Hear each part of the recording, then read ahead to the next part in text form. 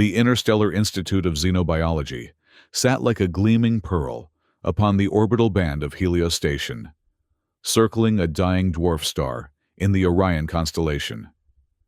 The station's metallic structure caught what feeble light the star still managed to produce, reflecting it in prismatic waves across the void. It was here, in a classroom designed to accommodate dozens of species, that Marcus Reynolds first posed the question that would upend millennia of xenobiological dogma. The amphibious lecture hall hummed with the various frequencies of life. Crystallines vibrated in their gel suspension tanks, refracting the overhead lights into kaleidoscopic patterns across the walls.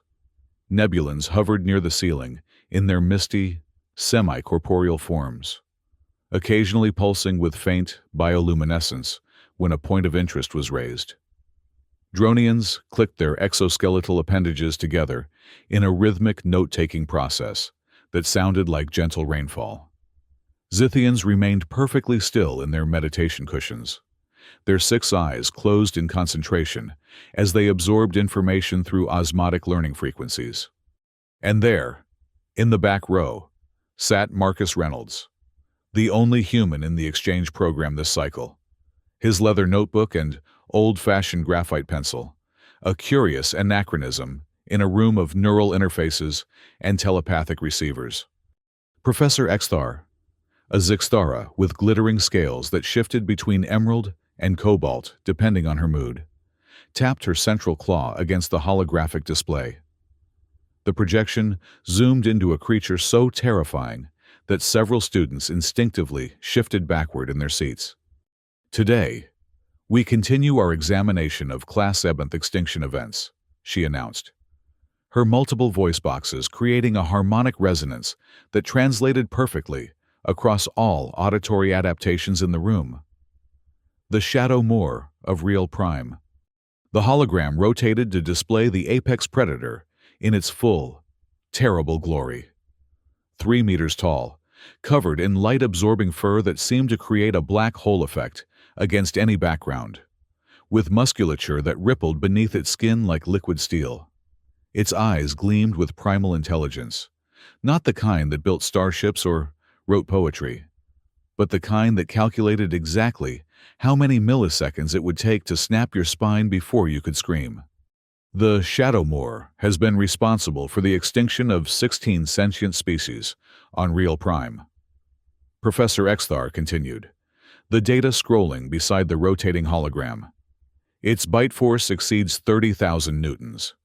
Its reflex speed approaches the theoretical biological limit for carbon-based lifeforms, and it can detect electromagnetic signatures from prey up to 2 kilometers away.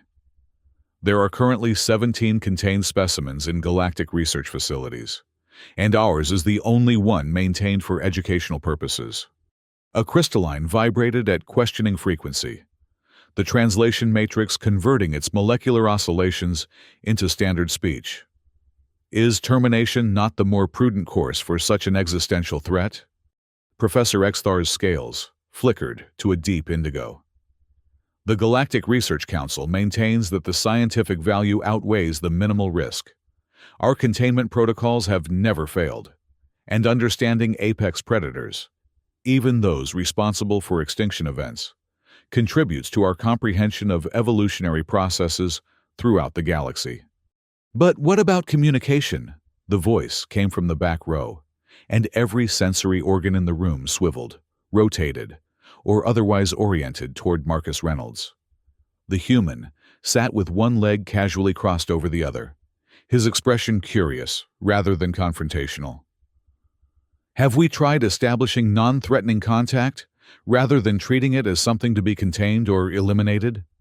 The silence that followed was so profound that even the nebulon's atmospheric circulation became audible. Professor Exthar's scales froze in a pattern that most xenobiologists would recognize as utter shock. Mr. Reynolds, she finally managed, the Shadow Moor is not a misunderstood pet. It is a biological killing machine that evolved specifically to hunt, kill, and consume anything smaller than itself, which includes most sentient species. Yes, but have we tried? Marcus persisted, his pencil tapping thoughtfully against his notebook.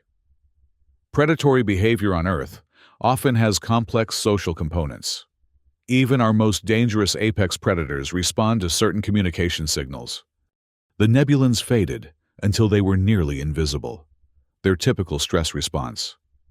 A Zithian named Prismal began reciting rapid-fire prayers to their ancestral deities. Buswick, a Dronian student, retracted entirely into his protective carapace with an audible click. Professor Exthar's scales cycled through a rainbow of colors before settling on a warning orange. "What exactly are you suggesting, Mr. Reynolds?" Marcus shrugged, a disarmingly human gesture. "A field experiment. I'd like to attempt non-aggressive communication with the Shadowmoor specimen." The professor's multiple eyelids blinked in rapid succession. "You are requesting permission to enter the biocontainment facility with our Class Nth predator." "Yes, Professor. The statistical probability of your survival is..." She consulted her neural interface. "Less than 7%. "That's higher than I expected," Marcus replied with a smile that displayed his flat, herbivore-like teeth. Several students recoiled at the gesture, which many species interpreted as aggressive.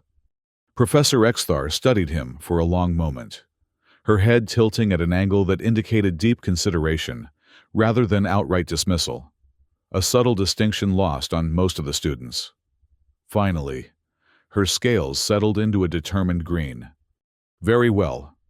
Mr. Reynolds, biocontainment facility, tomorrow at first light. I will document your experiment." The way she emphasized the final word suggested she was already mentally drafting his obituary. As the class dispersed, the other students gave Marcus a wide berth, some extending sensory appendages to examine him from a safe distance, as if trying to detect what malfunction might explain his apparent death wish. Only Prismel, the Zithian, approached him directly. "Do you truly believe you can communicate with it?" he asked, his 6 eyes blinking asynchronously in patterns that reflected deep anxiety. Marcus tucked his notebook into his worn leather satchel. "I don't know, but I think it's worth trying." "Why risk your existence on worth trying?" Prismal's voice modulator trembled slightly. Marcus considered this for a moment. "On Earth, we have a saying, nothing ventured, nothing gained. Sometimes the only way to learn is to take a calculated risk." "Your species' approach to calculation appears fundamentally flawed," Prismel observed before gliding away, leaving Marcus alone in the lecture hall. The human smiled to himself as he shouldered his bag. Perhaps Prismel was right, but he had spent the previous night studying every available recording of the Shadowmoor's vocalizations, body language, and responses to stimuli. He had a theory, and tomorrow he would test it or die trying.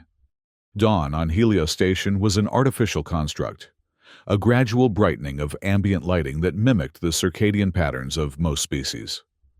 Marcus arrived at the biocontainment facility 15 minutes early, dressed in standard station fatigues rather than any protective gear.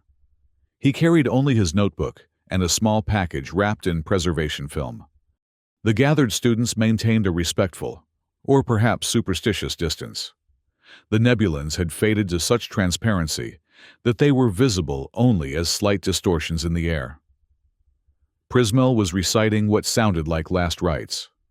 Buswick hadn't emerged from his carapace since yesterday's class. Professor Exthar arrived precisely at first light, her scales a professional slate gray. "Mr. Reynolds, I must formally remind you that the Institute bears no responsibility for what will likely happen in the next few minutes. You have signed all necessary waivers?" Marcus nodded, handing her a datapad with his thumbprint glowing on the screen. "For the record," she continued, "I have advised against this course of action and have prepared the emergency containment protocols in the extremely unlikely event that you survive long enough to require evacuation." "Thank you, Professor," Marcus said sincerely. "I appreciate your flexibility in allowing this experiment." She made a sound that the translation matrix couldn't quite interpret, somewhere between a scoff and a sigh. The observation deck is prepared. Students, follow me. The class filed through a series of pressure doors that led to a transparent, aluminum viewing area overlooking the containment habitat. Below, a carefully reconstructed section of real prime spread out in micro-ecosystem perfection. Reddish stones, purple-hued vegetation, and a thick atmosphere that created a slight haze in the air. And there, partially concealed in the shadow of an artificial rock formation, was the shadow moor. Even at rest, its massive form radiated lethal potential. One massive paw extended lazily in front of it, claws the length of human forearms occasionally flexing, as if remembering the sensation of tearing through flesh. The containment field will be deactivated for exactly 3 seconds to allow your entry, Professor Exthar explained, her voice now carrying a distinct note of finality. After that, the only way out is through the emergency evacuation protocol, which I will activate if... She paused. If it becomes necessary. Marcus nodded, taking a deep breath. I'm ready. As he stepped into the airlock chamber, he heard Prismal's voice over the communication system. May the eternal lights guide your spirit home, human. Not the most encouraging send-off, Marcus thought wryly. The first door sealed behind him with a pneumatic hiss. A sterile white light bathed him as atmospheric adjusters calibrated the chamber to match the artificial real prime environment. A mechanical voice announced, Adaptation complete. Containment field deactivation in 3, 2, 1. The second door slid open, revealing the habitat. Marcus stepped through, and the door immediately sealed behind him. The faint hum of the containment field, which he hadn't even been consciously aware of, suddenly ceased. He was now in the same enclosed space as the galaxy's most feared predator, with nothing but his theories to protect him. In the observation deck above, absolute silence reigned. Even the ambient environmental systems seemed to quiet, as every being held whatever passed for their breath. Marcus walked forward calmly, stopping in an open area about 10 meters from the Shadow Moor's resting place. Then, to the absolute horror of everyone watching, he sat down cross-legged on the ground, placed his hands on his knees, and simply waited. The Shadow Moor's reaction was immediate. Its head lifted, nostrils flaring as it detected the new scent. Its entire body tensed, muscles coiling beneath midnight fur. Those eyes, evolved to track prey through the darkest nights of real prime, fixed on Marcus with predatory focus. In the observation deck, Prismal began chanting faster. A crystalline vibrated at such a high frequency that its containment gel rippled. Professor Exthar's claw hovered over the emergency evacuation control, her scales flickering between emergency red and scientific observation blue. The Shadow Moor rose to its full height, its head nearly brushing the ceiling of the habitat. It dropped into a stalking posture, shoulders hunched, powerful legs ready to propel it forward. Every evolutionary adaptation for efficient killing was on display as it began to move toward Marcus with deliberate, silent steps. Marcus remained perfectly still, maintaining his relaxed posture. When the Shadow Moor was 5 meters away, he spoke, his voice soft but clear. Beautiful artificial sky today, isn't it? The predator froze mid-step, one massive paw suspended in the air.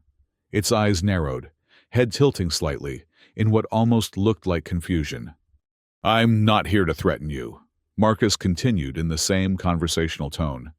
Just to talk, if you're willing. The Shadow Moor completed its step, but slower now, with a caution that hadn't been present before. It circled to the right, approaching from an angle, its movements shifting from the direct predatory stalk to something more evaluative. In the observation deck, Professor Exthar's scales had settled into a fascinated turquoise. Remarkable, she whispered. It's displaying assessment behavior rather than hunting patterns. Marcus maintained eye contact with the creature, but kept his posture relaxed. When the Shadow Moor was 3 meters away, close enough that its exhaled breath ruffled Marcus's hair. He slowly reached into his pocket. Every observer tensed. Professor Xthar's claw pressed against the emergency button without activating it. Marcus withdrew a small object wrapped in preservation film. "I brought something for you," he said, carefully unwrapping what appeared to be a synthesized food cube. "It's not a trap. It's a gift." The Shadowmoor's nostrils flared again, sampling the scent. Its head lowered slightly, bringing those terrible eyes level with Marcus's. "This is a nutrient block designed to be compatible with your digestive system," Marcus explained, as if the predator could understand his words. "I studied your dietary requirements. It should taste good to you." He placed the cube on the ground in front of him, then resumed his cross-legged position. The Shadowmoor remained motionless for nearly a full minute, its gaze alternating between Marcus and the offered food. Then, with a deliberation that seemed impossible for such a creature, it lowered its massive body to the ground, not in a pouncing posture, but in a resting position, front legs extended, its weight settled on its haunches. From the observation deck, gasps of disbelief echoed through the translation matrix. "It's mimicking his posture," Prismal whispered, his prayer cycle forgotten. Professor Xthar's scales had turned a shade of purple, never before recorded in the xenobiological emotion spectrum. "Impossible," she breathed. The Shadowmoor extended its neck, bringing its face closer to the food cube. With delicate precision that belied its enormous size, it picked up the cube with the tip of its tongue and drew it into its mouth. Marcus smiled. "Good, isn't it?" The predator made a sound, not a growl or a snarl, but a low, rumbling vocalization that reverberated through the habitat. Marcus tilted his head, listening intently. Then, to the further amazement of the observers, he attempted to replicate the sound, producing a rough approximation with his human vocal cords. The Shadowmoor's ears, previously flattened against its skull, perked forward. It made another sound, different from the first, a complex pattern of rumbles and soft clicks. "That's your communication frequency, isn't it?" Marcus asked quietly. "Not threat displays or hunting calls, but actual language." The creature shifted its weight, leaning forward slightly. For a terrifying moment, it looked as if it might lunge, but instead, it extended its head, bringing its face within a meter of Marcus's. It inhaled deeply, taking in his scent from multiple angles, as if memorizing his chemical signature. Marcus slowly, very slowly, raised his hand, palm outward, fingers spread. "This is how humans say hello without words," he explained. The Shadowmoor stared at the outstretched hand. Then, in a movement that caused Professor Xthar to nearly activate the emergency protocols, it raised one massive paw, claws retracted, and held it in the air, mirroring Marcus's gesture at a distance. "My God," someone whispered in the observation deck. "Not God," Professor Xthar corrected automatically, her scientific training reasserting itself despite her astonishment. "Behavioral mimicry, a complex cognitive function previously undocumented in Shadowmoor specimens." For the next 15 minutes, Marcus engaged in what could only be described as a conversation. He would make a gesture. The Shadowmoor would observe and sometimes replicate it. He would speak in soft tones. The creature would respond with its own vocalizations. At one point, it lay down completely, its massive body relaxed, eyes half-lidded but still watching Marcus with intense focus. "I think that's enough for today," Marcus finally said, addressing his words to both the Shadowmoor and the observers above. "Thank you for your time." He rose slowly, maintaining the same calm demeanor. The Shadowmoor rose as well, its movements echoing his own. As Marcus backed toward the airlock, the creature followed at a distance, not in pursuit but almost as if escorting him to the exit. When the airlock door opened and Marcus stepped inside, the Shadowmoor remained at the threshold, watching. As the door began to close, it made one final vocalization, a soft, almost melodic series of rumbles that hung in the air even after the containment field reactivated. The observation deck erupted in a cacophony of reactions. Nebulons materialized into full visibility, their excitement overriding their stress response. Crystallines vibrated at frequencies that created harmonious chords. Prismel had collapsed onto his meditation cushion, all 6 eyes wide open in religious awe. Even Buzzwick had partially emerged from his carapace, one eye stalk cautiously extended to witness the miracle. Professor Exthar met Marcus at the exit from the decontamination chamber, her scales cycling through colors so rapidly that the translation matrix couldn't keep up with the emotional indicators. "That was," she began, before her scientific vocabulary failed her entirely. "Successful," Marcus supplied with a smile. "I'd call that a successful first contact." "How did you know?" she demanded, following him as he walked calmly down the corridor. "What made you think the Shadow Moor wouldn't simply kill you on sight?" Marcus considered his answer carefully. "Every predator I've studied on Earth has communication systems. They're not just killing machines. They're complex beings with social structures, preferences, and intelligence suited to their evolutionary niche. I suspected the Shadow Moor might be similar." "But the risk was necessary," he said simply. "Some knowledge can only be gained by taking the first step toward understanding, rather than fear." The next morning, a small group of students gathered in the auxiliary laboratory to analyze the recorded data from the encounter.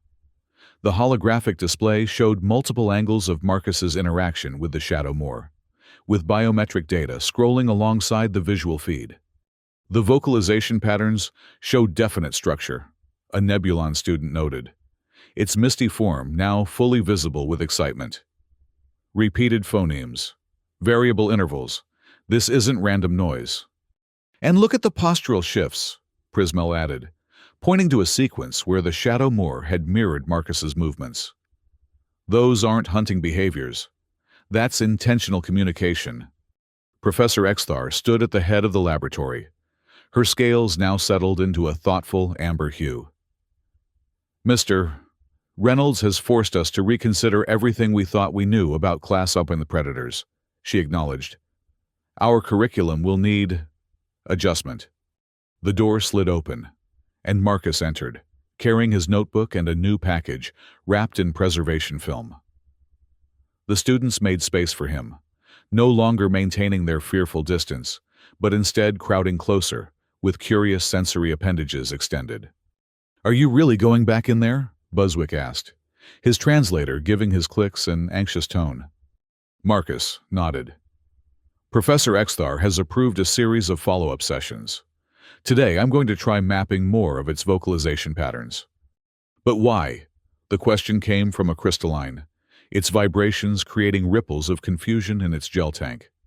"Because," Marcus replied, "if we can communicate with the Shadow Moor, it changes everything we thought we knew about predator species. It's not just a killing machine. It's a sentient being with its own form of intelligence, its own way of experiencing the world." "And if you're wrong," Prismel asked quietly, "if yesterday was an aberration, and today it remembers that you're prey?" Marcus smiled, the expression gentle rather than challenging. "Then Professor Exthar will activate the emergency protocols, and you'll all learn something valuable about the limitations of interspecies communication. Science advances either way." As they returned to the biocontainment facility, the atmosphere was markedly different from the previous day. The fear remained, but it was now laced with anticipation and wonder. Even Professor Exthar seemed less concerned with emergency preparations and more focused on her data collection interfaces. "Recording all frequencies," she confirmed, as Marcus prepared to enter the habitat. "We've enhanced the sensors to capture the full range of Shadow Moor vocalizations this time." Marcus nodded his thanks. As the airlock cycled and he stepped into the artificial Real Prime environment once more, he felt a sense of calm purpose. Yesterday had been a leap of faith based on theory. Today was the beginning of real understanding. The Shadow Moor was waiting for him, not hidden in the shadows or poised to attack, but sitting in the center of the habitat, in the exact spot where they had concluded their previous interaction. When it saw Marcus, its ears perked forward, and it made the same melodic vocalization that had marked his departure. Marcus sat down across from it, assuming the same cross-legged position. "Hello again," he said softly. "I brought you something new to try." The observers watched in amazement as the most feared predator in the galaxy accepted another food offering, this time with less hesitation. The interaction that followed was even more remarkable than the first. The Shadow Moor not only responded to Marcus's gestures and vocalizations, but initiated some of its own, as if testing to see if the human could understand its communication attempts. At one point, it rose and walked to a rock formation, then looked back at Marcus expectantly. When he followed, it led him to a small pool of water, hidden behind the rocks, a feature of the habitat that wasn't visible from the observation deck. "It's showing him its resources," Professor Exthar murmured, her scientific detachment crumbling in the face of this unprecedented behavior. This is social sharing." For the next week, Marcus returned to the habitat daily. Each session revealed new aspects of the Shadow Moor's intelligence and communication capabilities. By the 5th day, they had established a rudimentary system of shared gestures and vocalizations. By the 7th, the Shadow Moor would greet Marcus at the airlock door, escort him to their now-established meeting place, and engage in what could only be described as conversation. The implications rippled through the Interstellar Institute. Professor Exthar's curriculum underwent a complete revision, with the Shadow Moor module now including extensive sections on communication rather than just containment protocols. Students who had once cowered at the mention of the apex predator now argued over interpretations of its behavior patterns and debated the ethical implications of continued containment. 2 weeks after the first encounter, Professor Exthar called Marcus to her private office, her scales a contemplative blue-green. "The Galactic Research Council has requested a comprehensive report," she informed him, gesturing to a data display filled with their collected observations. "They're disturbed by our findings." "Disturbed?" Marcus raised an eyebrow. "Or threatened?" Professor Exthar's scales flickered briefly to an uncomfortable yellow. "Both, perhaps. The Shadow Moor has been classified as a mindless threat for centuries. The implications of your work suggest that perhaps we've been wrong." "Not wrong," Marcus offered diplomatically. "Just limited by our assumptions." "Indeed." Her head tilted in the Zixthera gesture of deep thought. "They've authorized expanded research protocols, more Shadow Moor specimens, more controlled interaction studies. That's excellent news." "Yes, but..." Her scales darkened. "They've also requested your transfer to the Central Research Facility on Galaxis Prime. They want you to replicate your results with other Class Nth predators." Marcus leaned back in his chair, considering this. "And what do you think, Professor?" Her scales cycled through several colors before settling on a candid purple.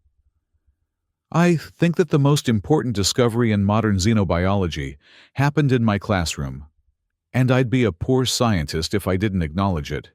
She paused. "But I also think that perhaps humans have something to teach us about approaching the unknown with curiosity rather than fear." "We're not always good at that either," Marcus admitted with a smile. "We have our own history of fearing what we don't understand." "Perhaps," she conceded. "But you, Mr. Reynolds, showed remarkable courage. You risked your life on a theory that most would have dismissed as suicidal folly." "Not courage," he corrected gently. "Respect. I approached the Shadow Moor with the assumption that it was a complex being worthy of understanding, not just a threat to be contained."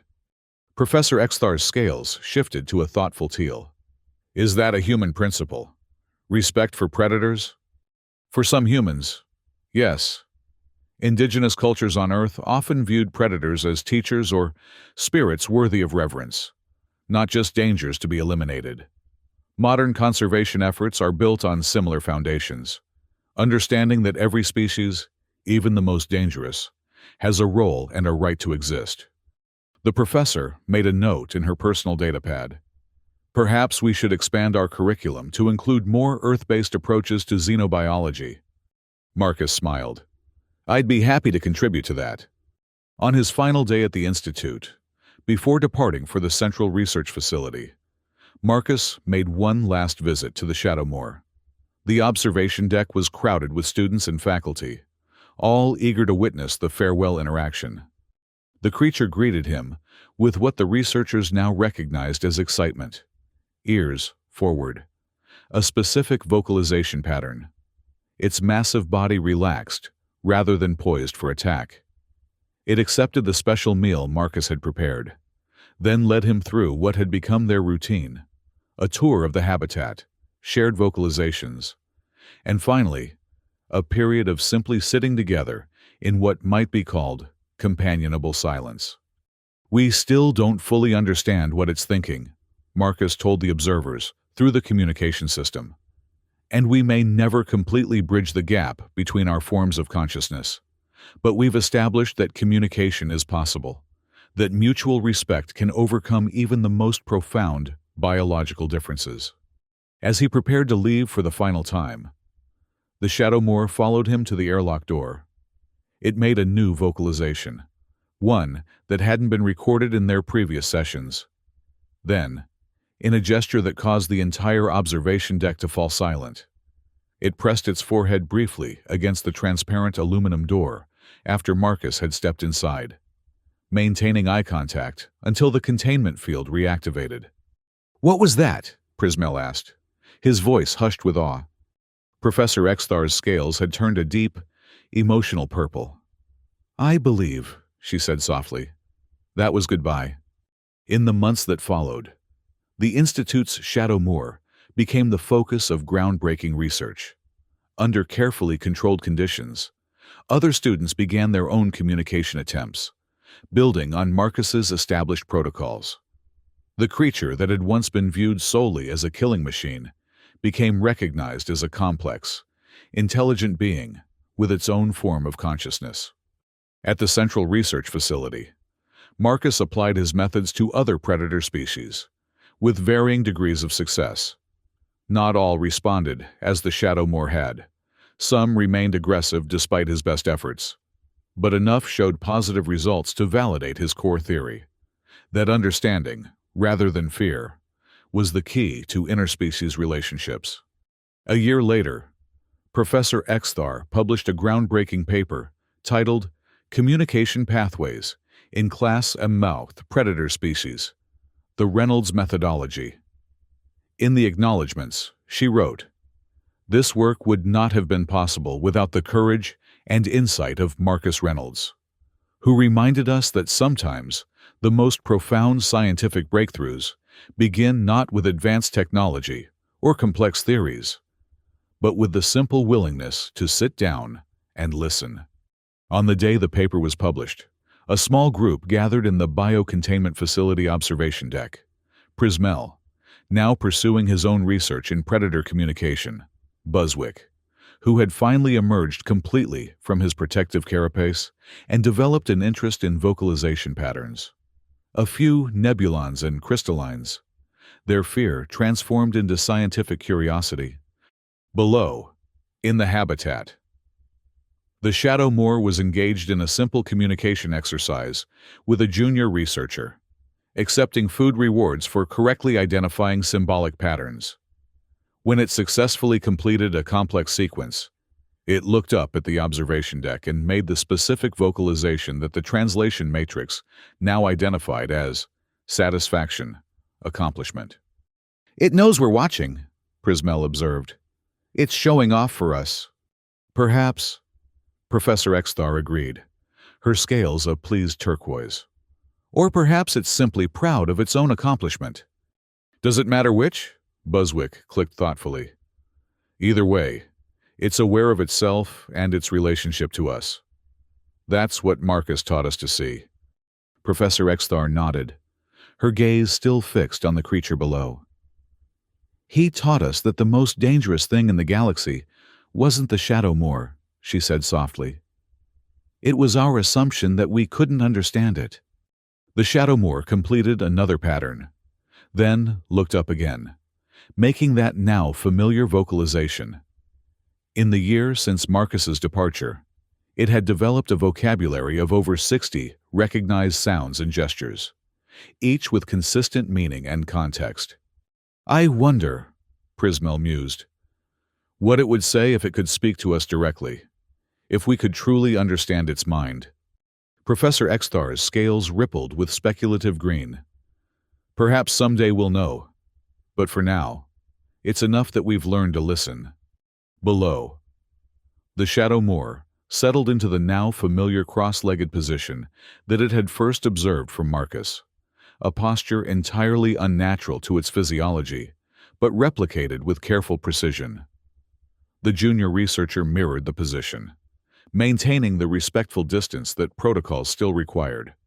Not enemies. Buzzwick translated the Shadow Moor's next vocalization sequence, the pattern now well established in their research. Friends. Professor Exthar made a final note in her datapad, her scales settling into a satisfied blue. Indeed, she murmured. Not enemies, friends. Beyond the habitat, beyond the station. The dying star Helios cast its feeble light across the void. In laboratories and research facilities throughout the galaxy, humans and aliens alike were beginning to apply Marcus Reynolds' simple methodology to species long dismissed as mindless threats. Some attempts failed, others yielded breakthrough results. But the principle remained the same. Approach with respect, not fear. Listen before judging. Seek understanding rather than control. The Shadow Moor, once the galaxy's most feared predator, had become its most profound teacher, all because one human had sat down and said, "Beautiful artificial sky today, isn't it?" And somewhere, in the vastness of space, on a distant research station orbiting a different star, Marcus Reynolds was sitting cross-legged before another feared creature, beginning again with those same simple words. I'm not here to threaten you, just to talk, if you're willing.